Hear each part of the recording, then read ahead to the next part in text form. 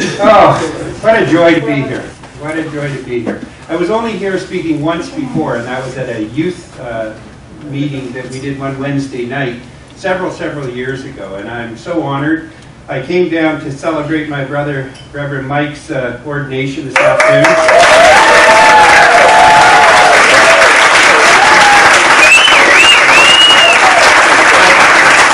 I love the fact that he's doing it a year and a half after he was ordained. It is so appropriate for him.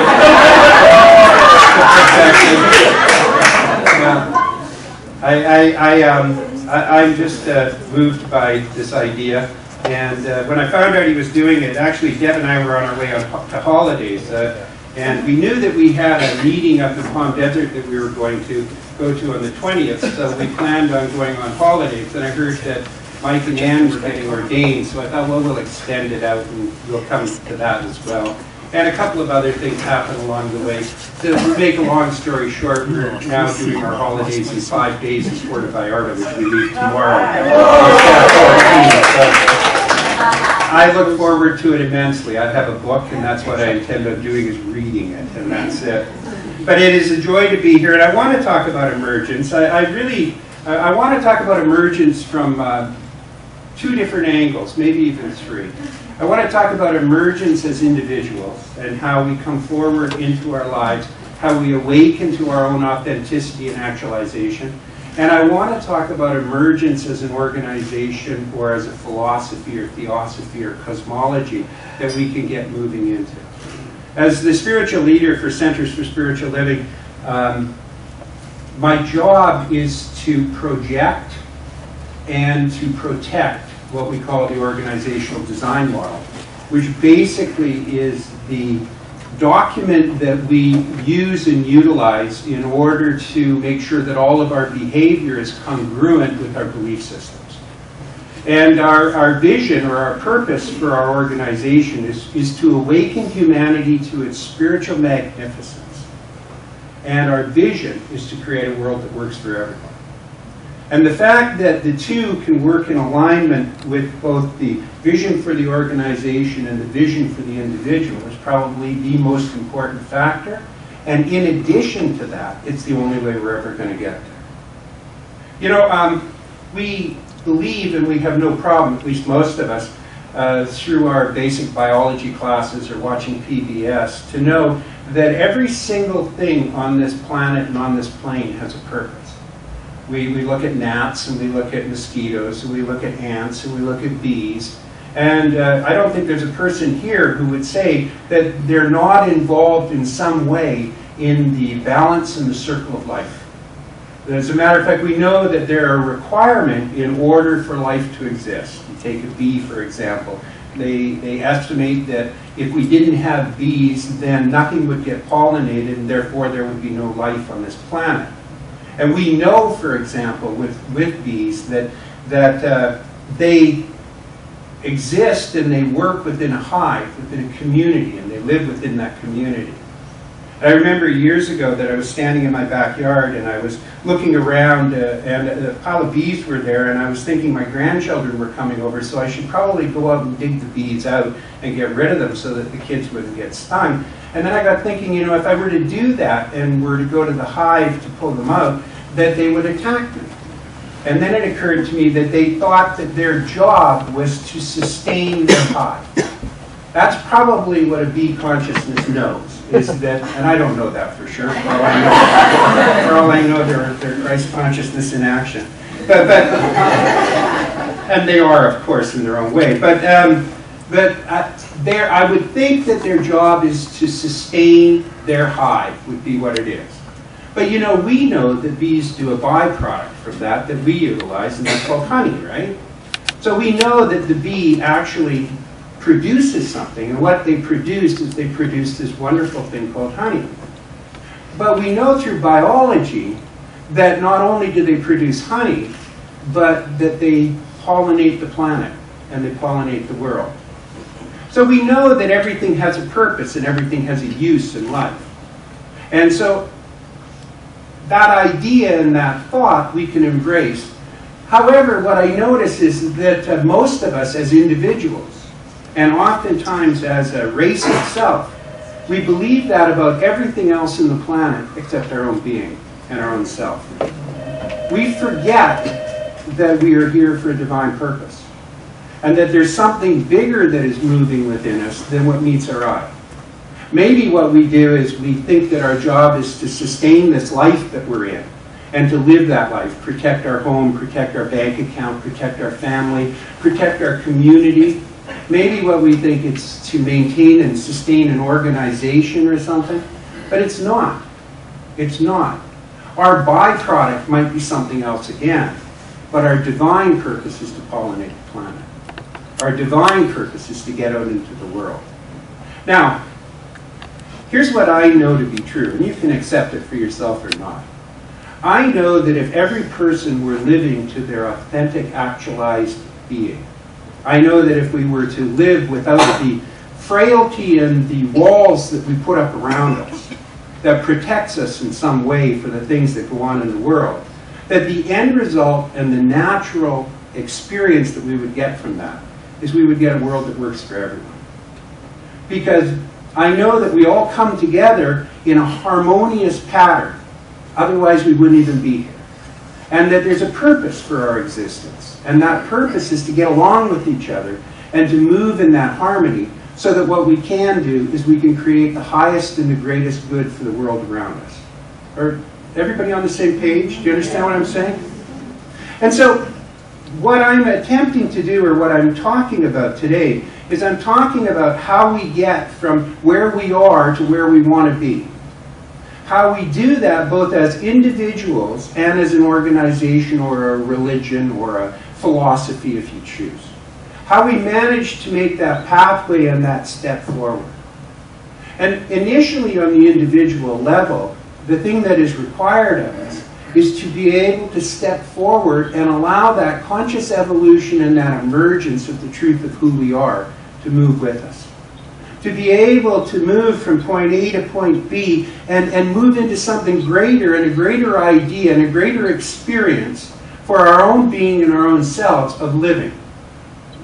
Now that doesn't mean that it's going to look like what you might think that it looks like. My experience in most of my life has been that I think something's going to look like this, and when I put it into action, what happens is it fails on me because it was never meant to look like that, and it's me trying to control the outcome and the circumstance of what I'm doing.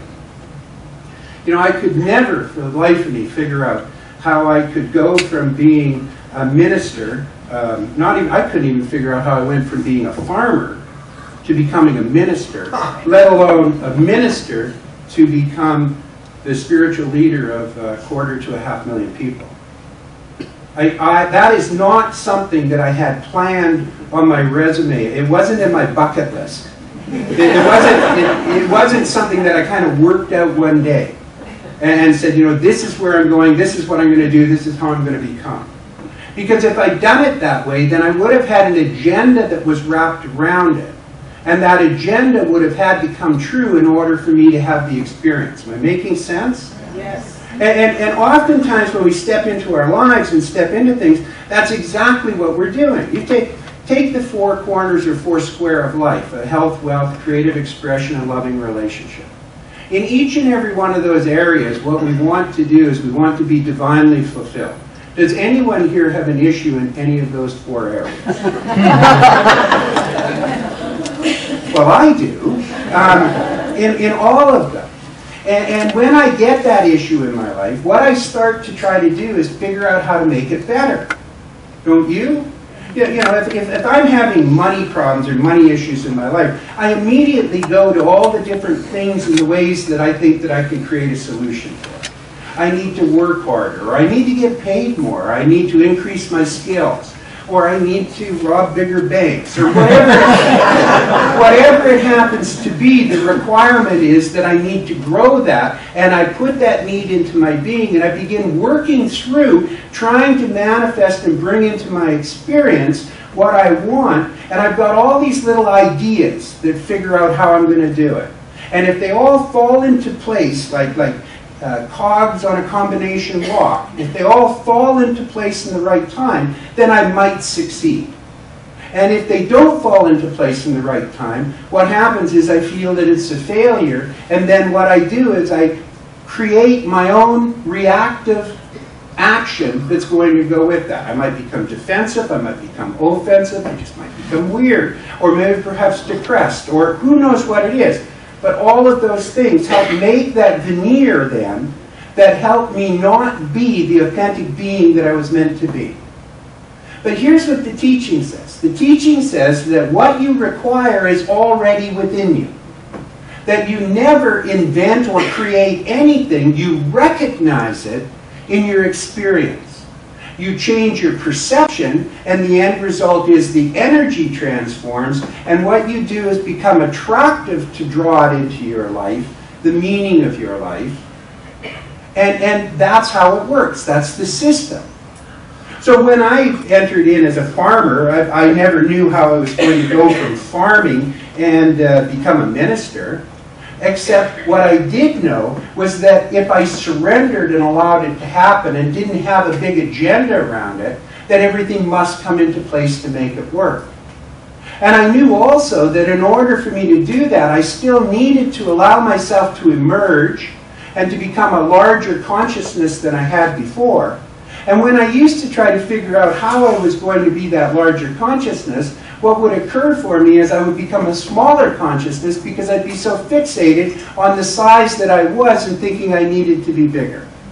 Making sense? Yes. But the minute that I know that I have the faith that I can surrender to the truth of my experience, and that I was actually born for a purpose, and instead of trying to invent the purpose in front of me, surrendering myself and allowing the higher greatness of who I am to be able to draw me into where I'm going. And I'm not saying that from an egotistical point of view. When I talk about the greatness of who you are, I'm talking about your higher power. I'm talking about the highest level of your own being. I'm talking about the authentic you that is not stopped or blocked by the limitation of your thinking you're not enough because you don't have it in your life to reflect what you think you should have in order to be enough. Make sense? And that's the catch.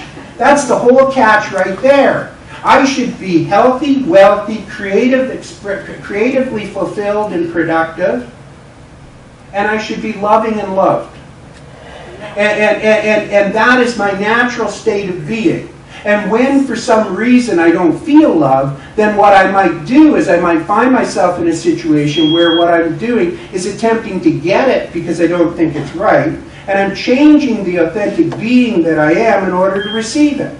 Go back to when you were 2 months old, or 2 years old, or 20 years old, and see how it fits and how it works. We start transforming who we are to receive what we think we need instead of letting go and not transforming and therefore receiving it automatically. Now, as individuals, we can rise above this by having that faith to let go and surrender and allowing it to enter into our being and into our expression. And as an organization, we can have the same thing. But we have to stop looking at our lives or the lives of the things that we feel have honor and value in them as being less than, and instead looking at them as being the truthful unfoldment of who they are to the highest and the greatest that they need to come to. And this is the biggest challenge, is that ability to be able to go through the emergence of that new consciousness to enter into our being. Believe me, when we do that as individuals, when you do that as an individual, or you, or you, or you, what will occur is automatically we will awaken humanity through that process. And what we will do is create a world that works for everyone. All of our great avatars were awakened human beings, and what they were awakened to was their own value. Not in an egotistical way, but they were awakened to it in a loving way, knowing that they had a purpose on this plane and a purpose on this planet and a purpose in their life, and knowing that that purpose must unfold. It is a challenge. My exercise consistently in my life has been to lay aside everything to allow it to happen.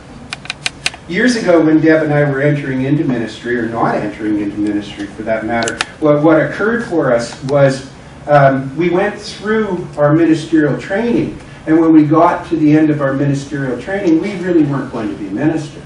But there was something inside us that said, no, or me I should say, that said, no, you have to do this. And up until that point, I was doing all of this study. I wasn't embodying it. I was intellectually learning it, because I'm a really clever guy. And I know how to read, and I know what it says. You know, when I was in university, I majored in political science and philosophy, and I never read Plato's story about the shadows from a point of view of putting it and applying it in my own life. I knew the story and could tell the story, but it didn't fit me. It wasn't about me. I never read about people about awakening to the Christ consciousness from a point of view of saying that that had anything to do with me. That was just something I knew. And so it was the same thing with my ministerial classes, is that when I came to the end, I just knew the information. My teacher used to say, Dr. Tom Costa used to say, I was in religious science for 20 years before religious science was in me. And at the time that he was saying it, I thought he was so dumb. Because I've been in it for 3 or 4 years, and it was already everything I was. What a crock! And to this day, I still don't know whether or not it's in me. All I know is that I just keep surrendering myself to it, to allow it to unfold, because it's never let me down. When I learned to do it, it never failed me. This was the surprising thing. So we're going into ministry, or not going into ministry, because we had no intention of being ministers. We were doing this to fool everybody and how smart we were. Or I shouldn't say that for you, babe, because you've always been so deep and connected. She's my higher power. But it really, for me, that's what it was. And what occurred for me in the experience, okay, was I came to the end of it, and I was made eligible to become a minister. And I wasn't going to be a minister. I was going to be a farmer. The only problem is I wasn't getting any joy out of farming. I was only getting money out of farming. And so what I did was I made a list, and on the list I put all the things that I was getting the value of my life from, and it was all the volunteer work that I was doing at the Palm Desert Center at the time, and I put all the things that I was getting my money from, and all the things that weren't working for me, and they all came from the part that was work. It was quite obvious I was in the wrong place doing the wrong thing. Of course, I didn't realize at that time because I thought that I could fix it somehow. I thought that I could make it better. And despite the fact that the universe was telling me that I couldn't, that my higher power was telling me, look, just look at it. Life leaves clues. And so I was in a state of depression. I was in a state of the dumps, basically. And all of a sudden what occurred was I began to think about this change and moving into ministry and creating something new. And I just gave it an inkling of an idea, a possibility, something to be able to pull me through. And in my treatment work, because I was a practitioner, I was treating in my life that my life would be an example and a reflection of what I was receiving at the church without having to do the farming part. But you see, I didn't allow myself to emerge to that place because, why? I thought I needed the money from the farm. I thought I needed the possessions. I needed the titles. I needed all of these things in order to be fulfilled. That was Ken's mind in action, trying to figure it out. It was a living idea in the mind of Ken, not a living idea in the mind of God, which is the truth of who you are. I tell my first year students that with regard to this is that, you know, I tried to put together an oak tree, but I couldn't get the molecules to fit. But there's a power in this universe that knows how to do it to perfection, and so I surrender that over to that. And I surrender things like oak trees and children and grandchildren. I surrender all of these things over there, but boy, show me what's going on in the world politically, and I know best. Show me what's happening in the world financially, and I know better. Show me what's happening in my own life, and I know better than that which can bring everything together, and that which has all the time. So it occurred to me to be able to move forward from where I was, that what was required of me was to surrender. It was to let go. And you know, this is a teaching that teaches that you don't have to hit the bottom to let go. One of the 12-step theories is that everybody, when they hit the bottom, will surrender. And when they surrender, they come back up to the top. And many times they do it again, and do it again, and do it again. But not always. This teaching says, don't hit the bottom. It says, where you're at right now, don't allow yourself to go down. Surrender before you get to the point of crisis in your life. And what do you surrender to? You surrender to that power that has the ability to do it all. You let go and you allow that, because what will come out and what will emerge is the authentic, actualized you. All of a sudden, what will happen is you will fit into the mosaic of life in perfection. And once you do that, then everything works. Everything works. What's not working in your life is merely spirit whispering in your ear, telling you to change something. Change. I love you. Change. I love you. Change. And it grows. I love you. Change. And you know, we all know this theory of being hit over the head by the cosmic 2x4. And that eventually comes to us if we're not willing to do that surrender and do that release and do that letting go. So I look at it from a point of view of my own life and my own experience. One of the practices that I have on a regular basis is to let go of everything.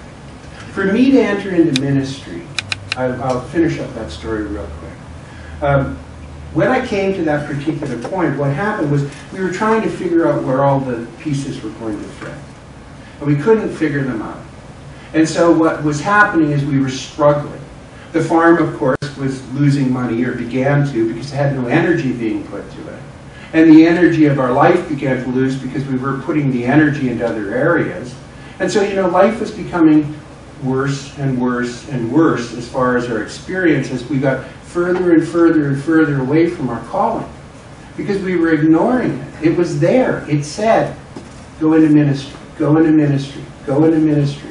Do what you love. Be authentic. Be actual. And so, you know, what occurred for us is that we needed to take that step. But we didn't know how to surrender. We didn't know how to let go. So what occurred for Deb and I was really quite simple, is that one day we were at lunch in California with friends of ours, and Deb had told me that the only place that she would consider opening a ministry is if we went home to Kelowna, British Columbia, which is where we both came from, and we were taking classes with Dr. Tom in the desert at the time. And we were living in the States, and we had a farm, a big farm. And so we were in this circumstance and in this situation where this was unfolding, and Deb made it really clear to me that she wasn't going anywhere again unless we went home to Kelowna. And I kept saying, I can't go to Kelowna. I can't go to Kelowna. All my stuff was up. It was all working out. I couldn't go to Kelowna. I was a wild kid in Kelowna. I couldn't go to Kelowna. My family lived in Kelowna. I couldn't go to Kelowna. People knew me in Kelowna. You know, and they knew who I was. Ha! And actually, in hindsight, they did know who I was. I was me that didn't know who I was. I was frightened what they might know, and when I got there, they all said, oh, we knew it all the time. But nevertheless, that was the situation, the circumstance, so I was fighting it. And one day, Deb said to me simply, she said, can't you just open your mind to the possibility that we could go to Kelowna? And I said, no. Well, I did. I said no. And so, but the next day, myself and Reverend Tony Hagee were going to drive up to South Lake Tahoe, where he'd had an opportunity to come and start a church there. So we got into the car and we were driving up through the Sierras. And I don't know if you know anything about Kelowna. I don't know if you know anything about the Sierras. But I know this, is that the Sierras look remarkably similar to the Okanagan Valley, where I came from. And as we're driving up through the Sierras, I kept looking out the window and I kept saying to Tony, this is just beautiful. I love this. You know, this is just like Kelowna. It's just like home, except in Kelowna we have more water. And this is just like home, except at home we have more animals, more wildlife. This is just like home, except at home it's more pretty. This is just like home, except at home it's more beautiful. And finally Tony said, Ken, for Christ's sakes, why don't you go to Kelowna? Maybe he didn't say Christ. And I said, funny you should say that, because that's what Deb and I have been talking about. So we did this process for about 8 hours on our drive back down to the valley again, back to the Coachella. And on our drive down, we were talking about it. So I got there, and I can't say that I'd surrendered or let go of anything, but I will say that this brief idea entered into my head of a possibility of it. So I get home, and I did the very last volunteer thing I had to do in the Palm Desert Church. I was running their golf tournament. And when it was over, I came home in the afternoon. And when I walk in the door in the afternoon, there's the old black box with the red light flashing. Remember those, the answering machine? And Deb and the kids were out, and I pushed the button, and it was this guy from Vernon, British Columbia, which is 40 miles from Kelowna. And he's phoning, and he's saying, Ken, I understand you just passed your ministerial exams and you're eligible to become a minister. I have an idea for you. Will you call me, please? And so I thought, oh, God. And I knew what it was about. You know what it's about. I don't have to tell you the rest of the story. You already know. And I'm terrified what the answer is. So I wait, and about 3 hours later, Deb and the kids come home. And the kids are like 6 and 3. And so they come in, and they're sitting around the phone. I said, look at this, and listen to it. And so we phoned him. We phoned the minister in Vernon. His name was Reverend Lloyd Klein. And I phoned him up, and the conversation went something like this. It went, Reverend Klein, yes, this is Ken Gordon returning your call. He said, oh, thank you so much. I understand that you're eligible to enter ministry.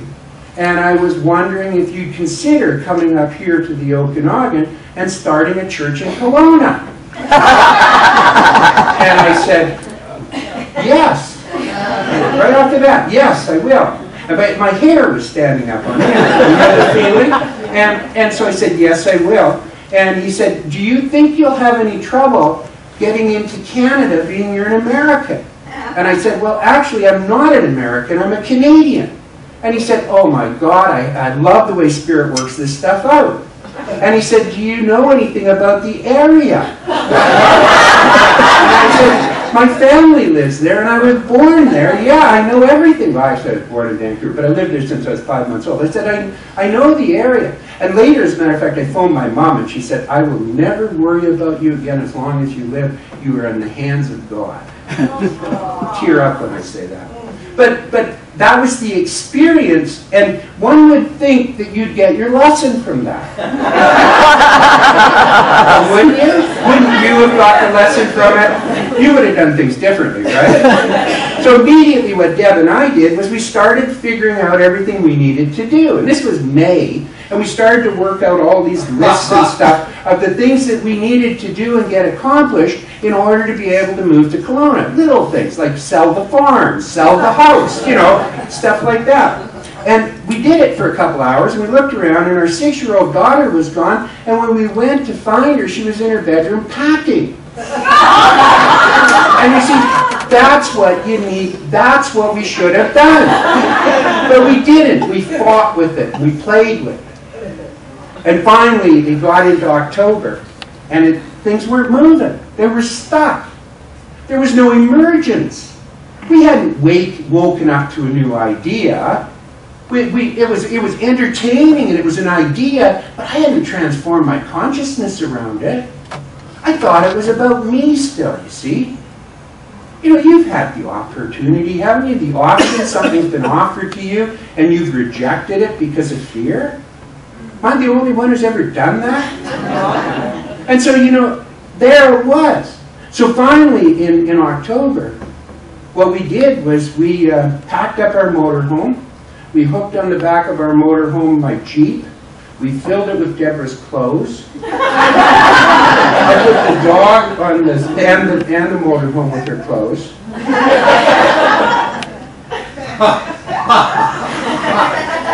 I put the dog, he had to sit on the console over top of the engine next to me. And we fired up the motorhome, and Deb followed me in her Honda filled with the kids and clothes. And we drove north. And we left the farm.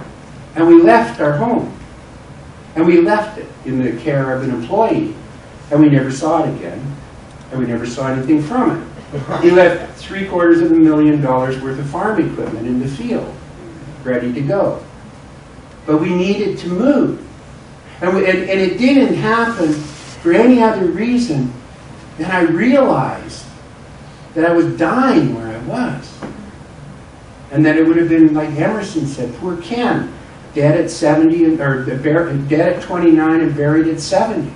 I needed to move.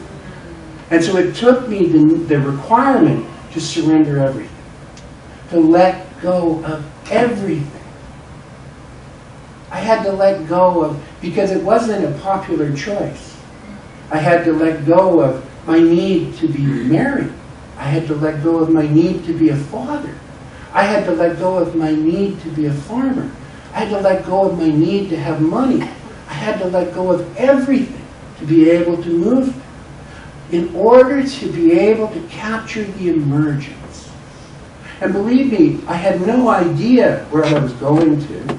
Our first Sunday service, we had 12 people, and the offering was $75. And we left California with $450. So we weren't exactly overwhelmed with money, but every step of the way, what we learned to do is surrender. What we learned to do is we learned to let go of the enemy, to let go of the titles, to let go of the jobs, to let go of the need to be loved, to let go of the need for protection and security. And every single time, just have faith in the knowledge and the knowing that the promise is you are an authentic human being and you were born divinely for a purpose. And that when you rise to that purpose, everything will be given unto you in order for you to be able to do it. So for 20 years, we celebrate our 20th anniversary at our church this year. For 20 years, we have surrendered, and surrendered, and surrendered, and surrendered, and surrendered. And every single time, Spirit pulls us to a greater place. It gives us what we require to do our job. We remember our job is to be authentic and to allow that emergence to take place within us, to allow ourselves to evolve in consciousness and evolve in life. Today we celebrate Reverend Mike's ordination. This is an emergence. It's a time of emerging. Everything is. We have to have the courage as individuals and as an organization in a religious structure to be able to surrender what we think we need in order to be divine, and instead just simply allow ourselves to be the divinity we were meant to be. So that's my message of emergence. I know in my lifetime that we will make a world of peace forever. I know that to be the truth.